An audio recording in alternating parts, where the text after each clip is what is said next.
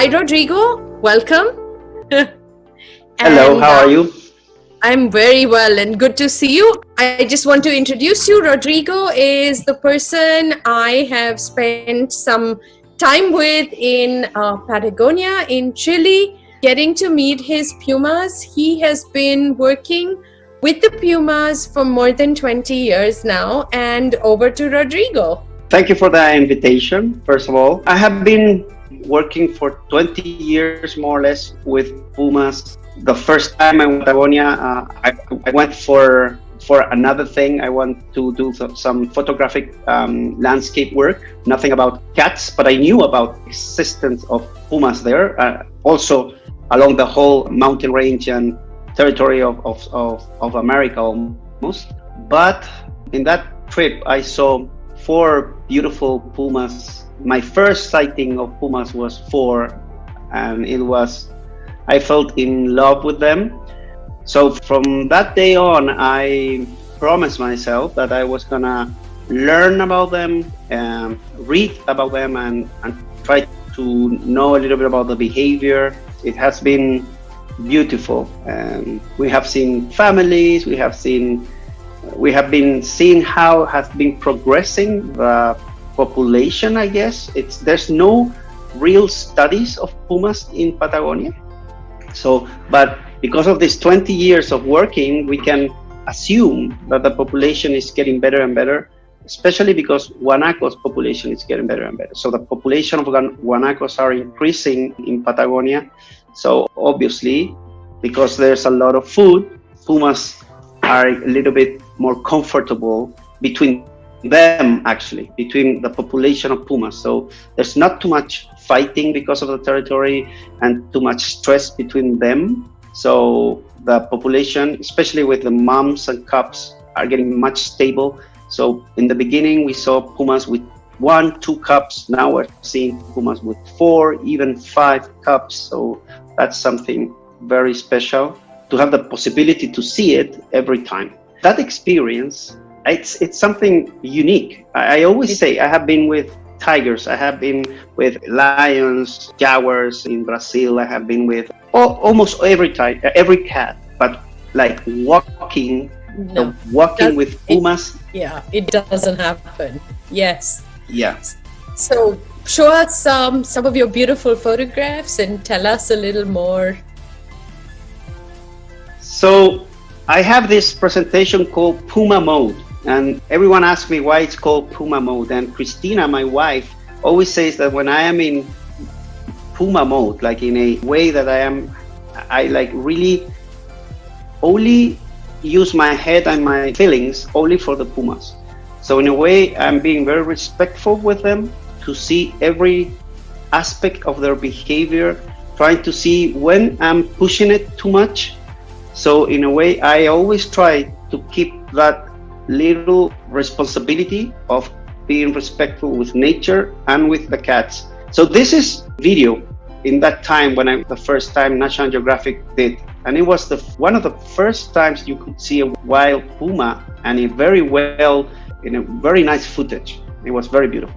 One of the keys of this experience is that the Pumas in Patagonia are in one of the most amazing and most beautiful places in the world, that's Torres del Paine. So this is at the towers of the Paine. It's one of the 8 wonders of the world. So you can see the majestic landscapes, and sometimes you see Pumas walking around here. So that's one of the most incredible places. So more or less, I always put that my adventure started here, but it's a little bit before, but in a way like targeted was more or less here. And this is how I started seeing the Pumas in the beginning. I only saw them in the night. In that time, we used a lot of the spotlight to help us a little bit to find them. It was beautiful only to see a tail or an ear. It was like, wow, we did it. And in a way, in that minute, it was only like naturalistic observing of the Pumas, not more like a target of photography or videography, but only to find them, to learn how to get them, see where the preferred places and territory. And the other thing we learned was the obvious thing, that the hunt. So you could see here, there's a guanaco that was like very tight, very well done putting some grass in top of the guanaco. I don't know, see if you can see the part of the guanaco there. And this is one of the keys sometimes. If you find a dead guanaco, it's amazing because you know that you're gonna see pumas absolutely 100%. And actually you can see them eating. They get very comfortable around and they really wanna eat. Sometimes there's one or two that they get a little bit shy, but the majority of them, they come and eat with no problem, so you can be near them, okay? So this is a guanaco, it's a llama. We have 4 llamas in here, Chile.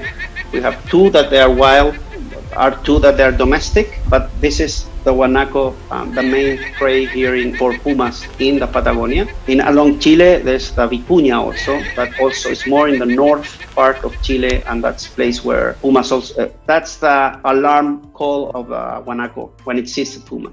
Yeah. So there's an image here where I put it always as an example of how pumas can be sitting down and you don't see them. So it's right there in the left, almost in the middle of the ridge.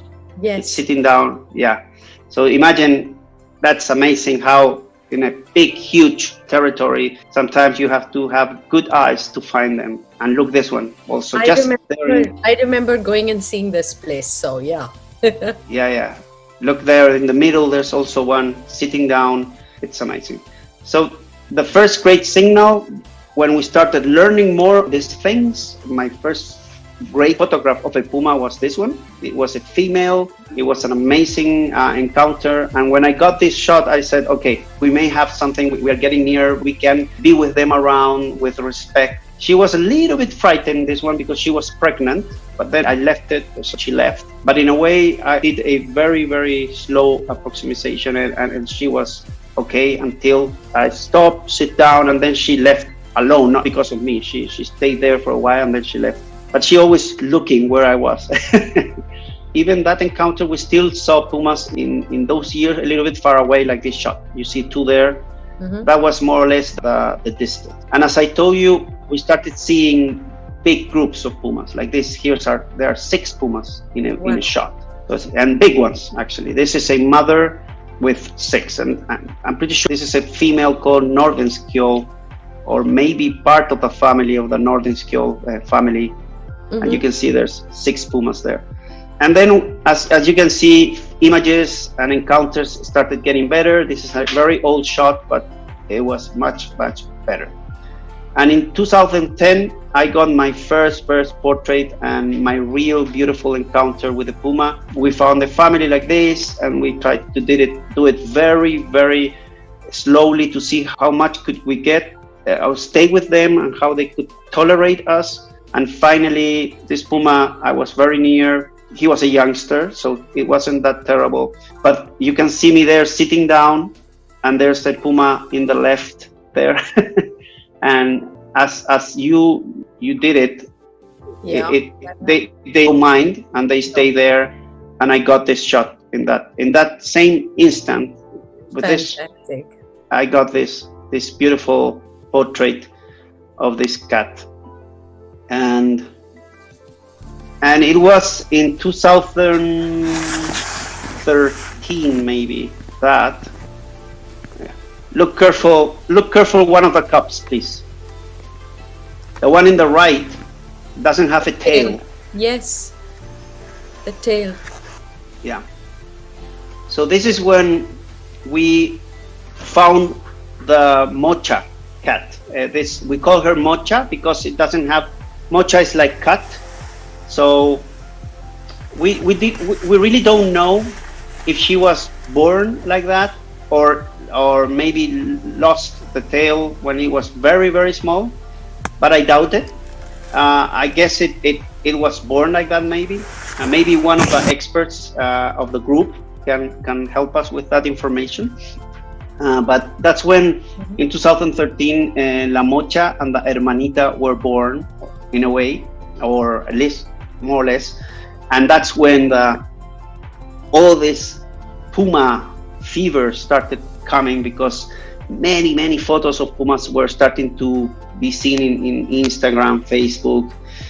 This is Cristian Munoz with a guy. I did some footage, and we did the first documentary of Pumas and with BBC and also another thing called Wildlife Expectations, and yes, it was something that started getting very, very powerful, and people started coming to see. This is the mother of MOCHA and La Hermanita. She was very powerful. And there's La Mochita and La Hermanita. They were so sweet. They're still sweet. La Hermanita is still alive, but she's old now. But she's very powerful. She's almost like a male puma, actually. She never had kittens, by the way, never. So that's why she's very powerful and big. Yeah, and there they are. So yeah, this was the beginning. The two guys again, La Hermanita to the right, MOCHA to the left. So it was the first real first time that we could see the growth and the to identify very well a puma because of a tail, because it didn't have a tail from when they were like this to now very, very big. So that was amazing. So this is how the cubs call. Mm-hmm. And this is how the mother call. So that's the mother of MOCHA calling the cats, and the other one it's newer. That's one of the rupestres cubs, by the way. So here's Hermanita and MOCHA also. They were amazing, the two of those cats. They really gave us great images and great moments, and it was the first time we started seeing real behavior, because we could be very near them, and so we could see them doing cat days all the time. And yeah, it's amazing. It's like pumas are so incredible. For me, it's the only big cat that it's like almost like if you put a cat house and you getting big, because they do everything, and yeah, it's the same thing. Like incredible how they play. Yeah. So yeah, it's so. What started happening a lot was this. This is Cristina, my wife, and this is a friend that has a television program in Chile. So there was a lot of media around, international media, national media. And so what started happening was many people started getting interested in coming to see pumas. And also this is when the estancia, the story of the estancia I told you, started getting interested in trespassing all the life of estancia as estancia to a tourism business. Yeah. So oh yeah, look this is another video I did. This is a Hermanita, and I was sitting down, and she started coming directly to me, and that's how stressed she was.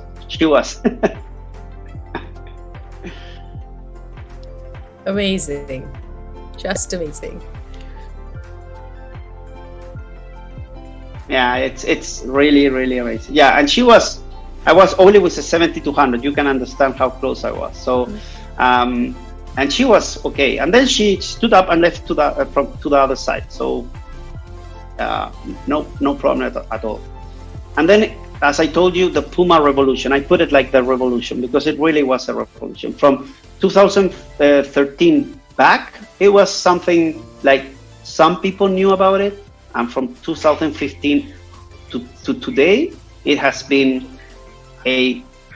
so BBC Patagonia, social networks, new trackers, because in that minute only there were 2 or 3 trackers, including me, Diego, and other friends around, Cristina also, and then because of the business was getting business opportunity, there was a lot of other people. In the beginning they didn't have the experience, but then now they started getting them. And we started bringing more people started coming to the park to have this experience, a little bit as how it happens in Africa, in India, and in many other places.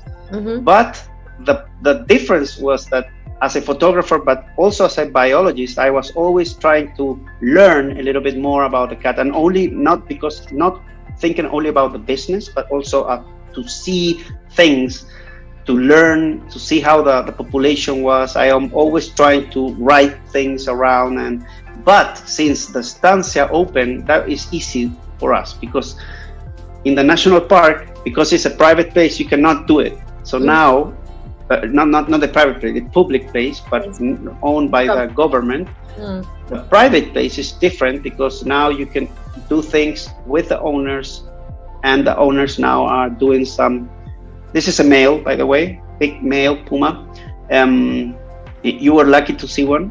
Yes, big one. Yeah, the bigger one of all the males. So this is one of the problems I told you. I had to take some images from the web, because I haven't had the chance to see it. Like, I'm happy not, because I don't know how I would react.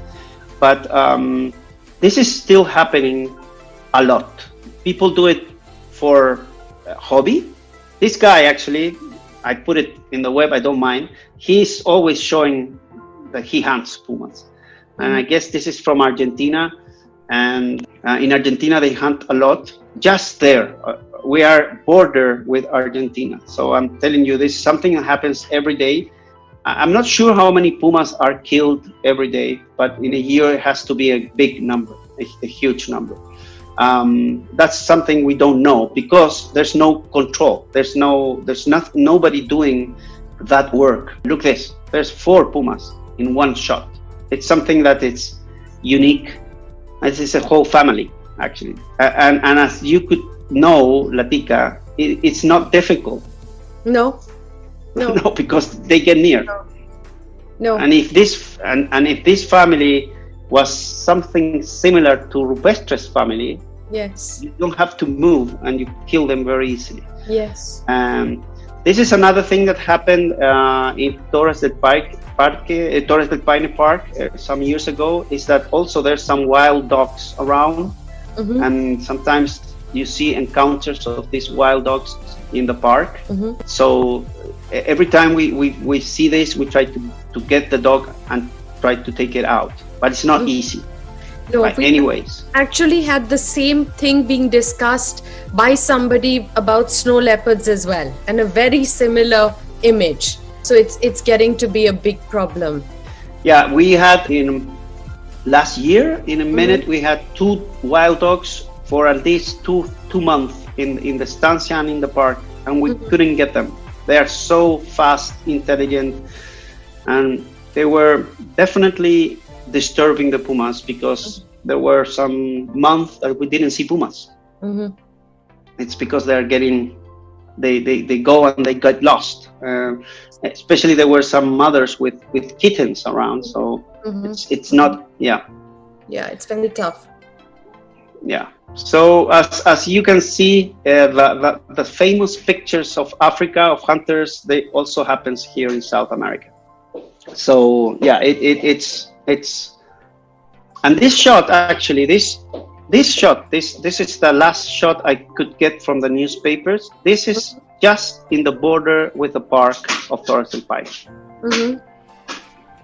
And it was a puma that was hunted. They discovered a bullet hole. It's something that is happening even though the puma is protected in our country.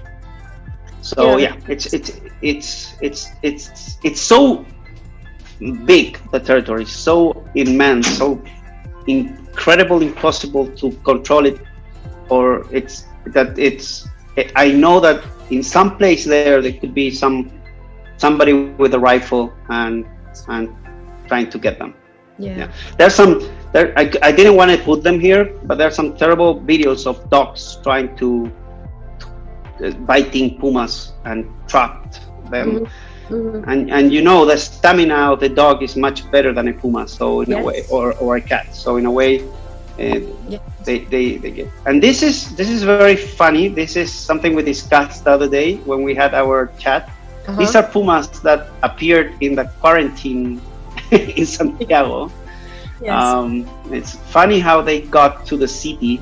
There were at least four Pumas in a month that they got to the city, walking in the streets. And it's really amazing. Yeah, really amazing. Yeah. So this is when the estancia came in.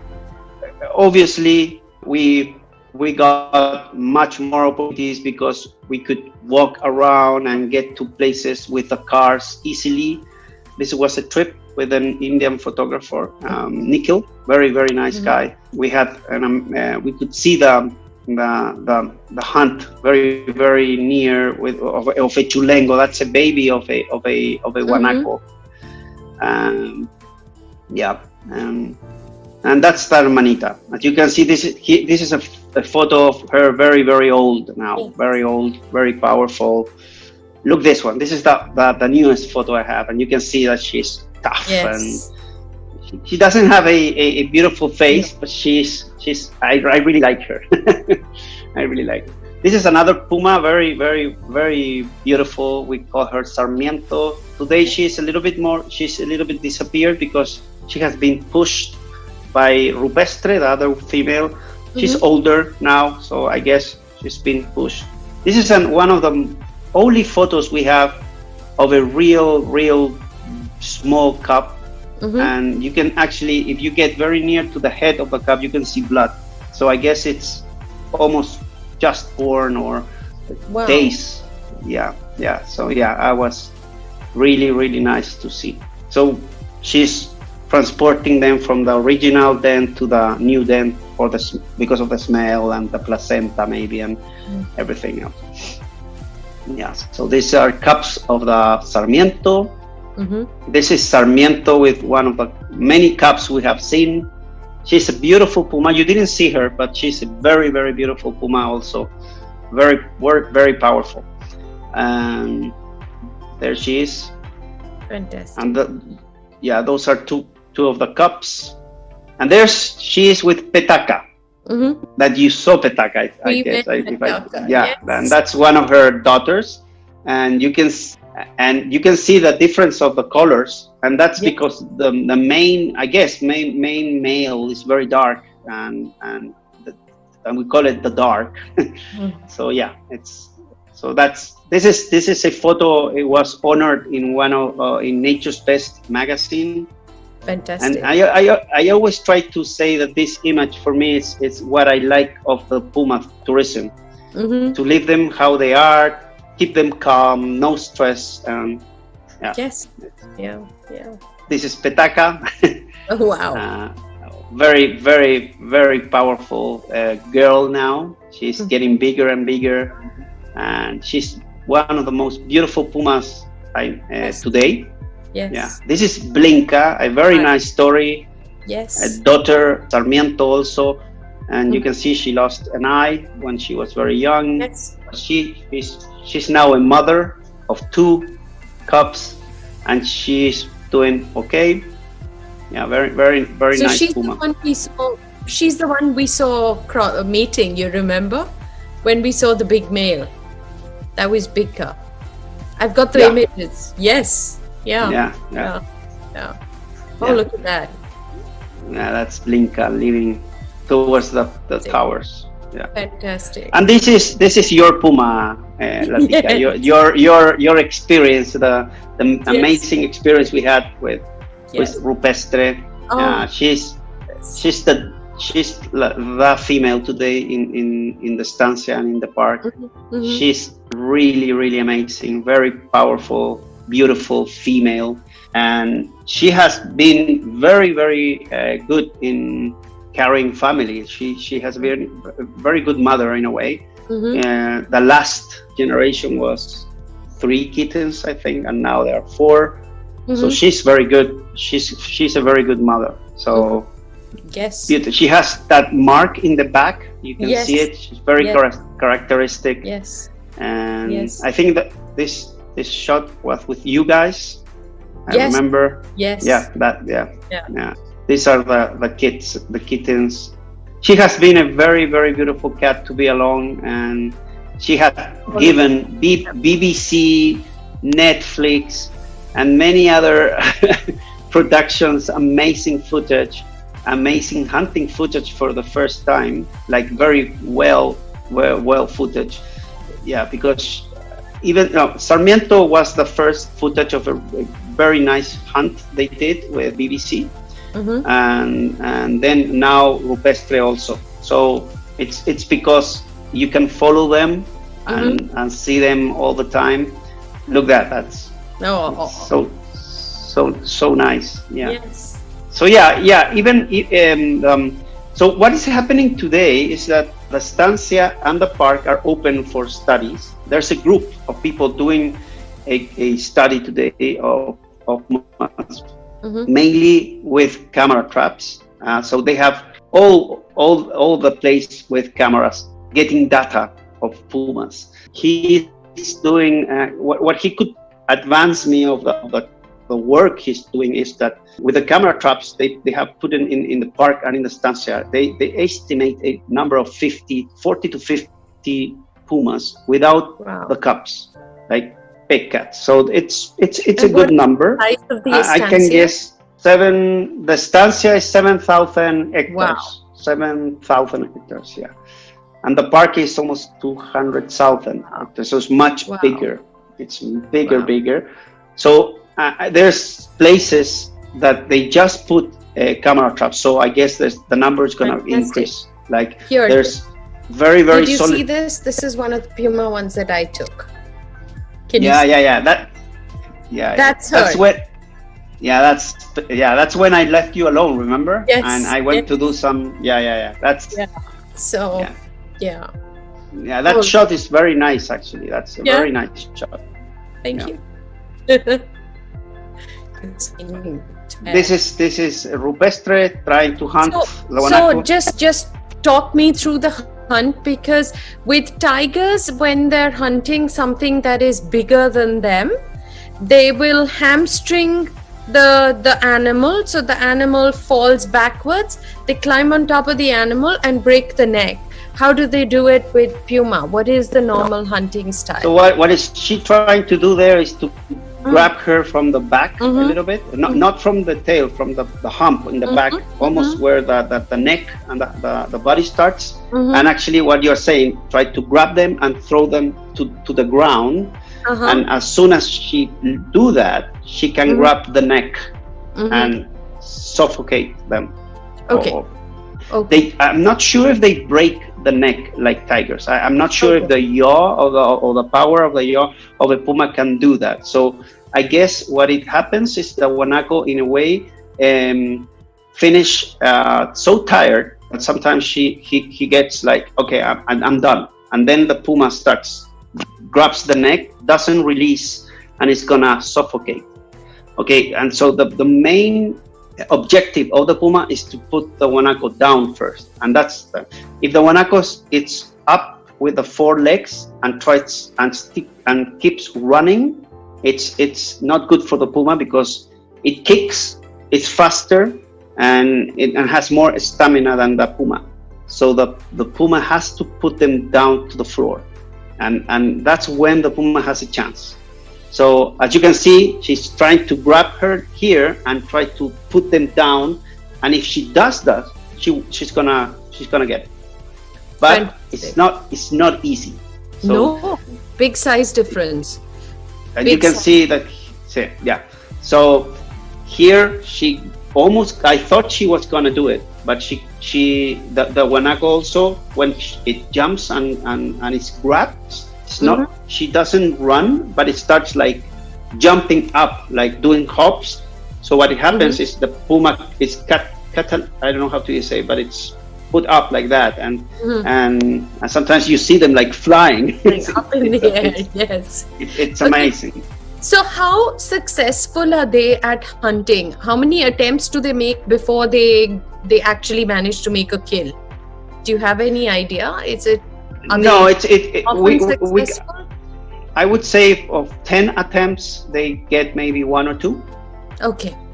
Yeah, it's okay. Let's put it in context, because in Chulengo time, that's the baby. It's 100%. It's like they can hunt even, I don't know, 4, 5, 6, 10 Chulengos in a day. And that's why what happens is that they try to, that the cubs of the Pumas try to be born more or less in November, for example, exactly when Chulengos are getting born, so the mother can easily hunt and doesn't get so much energy to hunt the big male. So it goes, gets Chulengos, go back for the cubs, milk, go like that. And then in the next year, that same litter, it's gonna be big enough so they can practice with the Chulengos. Fantastic. So the mother, what it does, it starts taking them to the hunt so they can smell the blood, smell the meat. They start learning them how to open, how she eats, and then what it starts, it's to hunt Chulengos or hares or birds, and she leave them in a place so the kittens try to fight between them and see who's the most powerful to get that meal. Then goes to another stage where she hunts and leaves the animal a little bit alive, so the cat finish it in a way, has to kill it. It's a little bit terrible to see it because it plays around and it's because she doesn't know what to do. They're learning how to be a puma, which is important. But it's okay. It's okay. Cool. And then sometimes what it does is she hunts for example a Chulengo, drag it and a little bit like hide it from them. So she stays there like that, a little bit far away of the carcass, and the cats get there and start like sniffing, smelling something, and she doesn't say anything. It's like the one that finds the Chulengo is gonna win, and they start running and looking around, and one finds it, and then this guy protected like it was the life, so he started fighting with them, and I had the chance to see Rupestre hunting a hare. I think she won one of his little legs, and then she released the hare, and then the cubs could try to hand. It's amazing how they teach. Yes. Wow. Yeah. Look at that. Yeah. So this is one of my favorites. This is amazing. The look of the You could see the personality there too. Yes. Absolutely. So, look at that. Yeah, it's very nice. Yeah. Yes. And this is maybe one of the videos I did last year. I did when the cubs of Rupestre were very small. 4 little guys. Amazing. Yeah.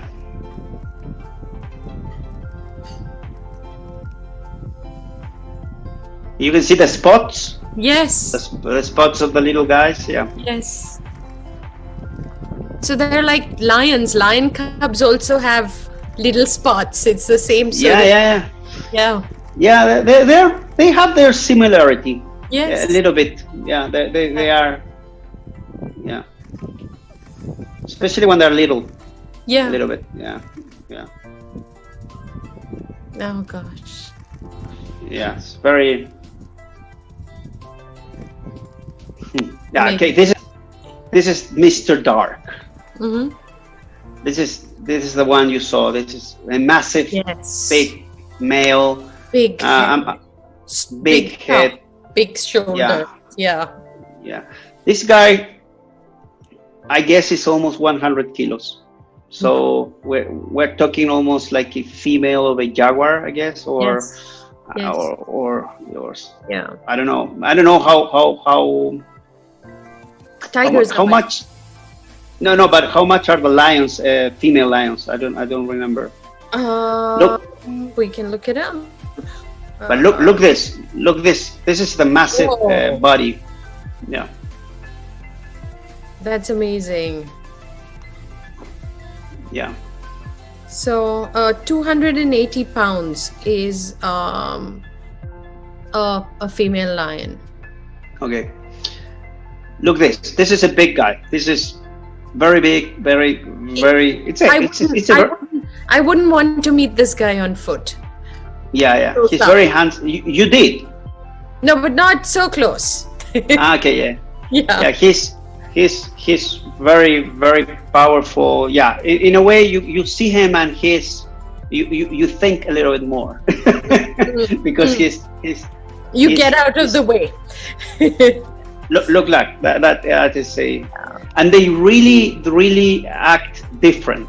Okay, so here, for example, he was definitely resting, hiding, and trying to get lost because in a way, every movement he did was very, very slowly. So if he wanted to look to the other side, he was moving the head like that, very, very slow. So I guess that's the technique they use to hunt, to move. They are much different than females. So, and they are much shyer than females. So it's not easy to find them. And look at this. He's really mean, but he's an amazing, beautiful animal. So here's an encounter of him with rupestre, and you can see the size difference. Yes. Very, very. Look the ears of rupestre. She's ready to go for it, like ready to jump and yeah. And that's one of the things I always say. I have never seen something like that with us. Never. And you can see the reaction of defense and worried and ready to. This is another couple, Amber and Sol. We saw them. Yes. Yeah, very, very, very beautiful female also. Yeah. She has beautiful eyes. Yeah. And look at that. And this is what I tell everyone that they are so curious sometimes, and they can get near the cameras and things like that. This so is it's an image of Sol. Can you see it?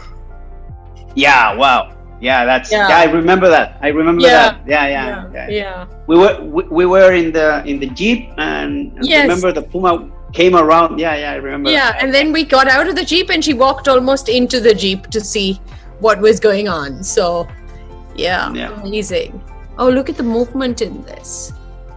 Yeah, this is taken a little bit like this. I put the camera and I thought they were gonna go through, and I left the camera with an intervalometer taking photos, and I got this one and this one. So you can see this is with the wide angles. Yeah. So it shows a little bit the habitat of fantastic. Okay, here we have a Pumas with a ship.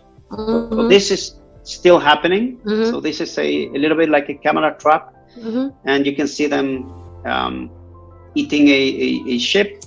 And here's with a guanaco, three cups, also with a camera trap with flashes. You can do it mainly when you are with small groups. You can do it. If you are with big groups, you can't, because then you have to put too many cameras.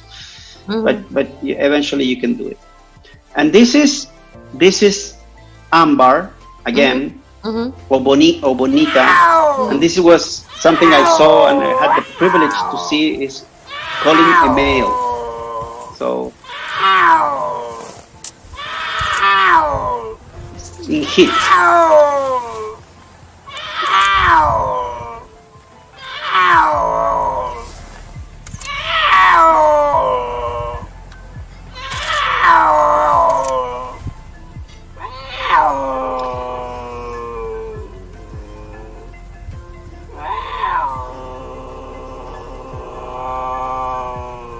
Amazing.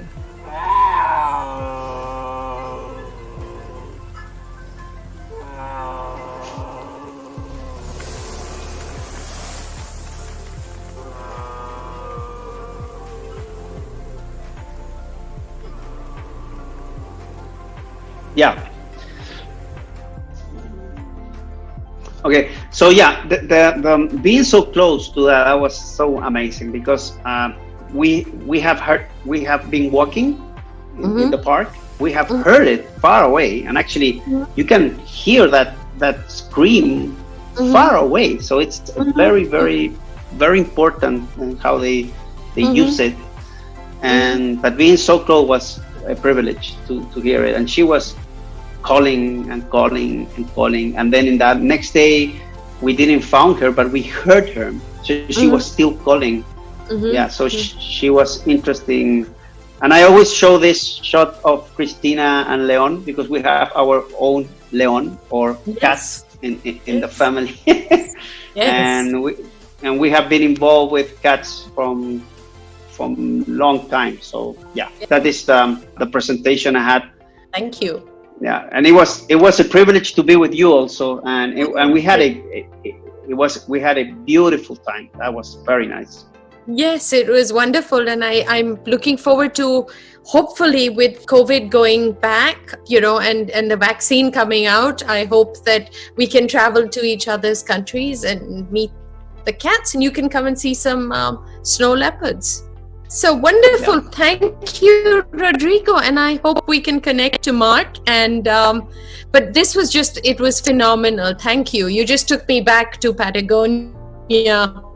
And it was thank you. I hope the people that see this like it, and they are all invited to come here. It's a wonderful, beautiful. It's maybe because of it's the mountains, the landscape, and also you have pumas. If you like cats, the experience, and you can sell it. The experience of walk with pumas is something unbelievable, and it does change your life. Yeah, absolutely. Yeah.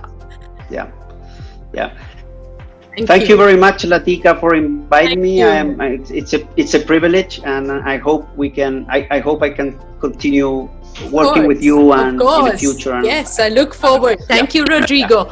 Thank you. Bye. Bye.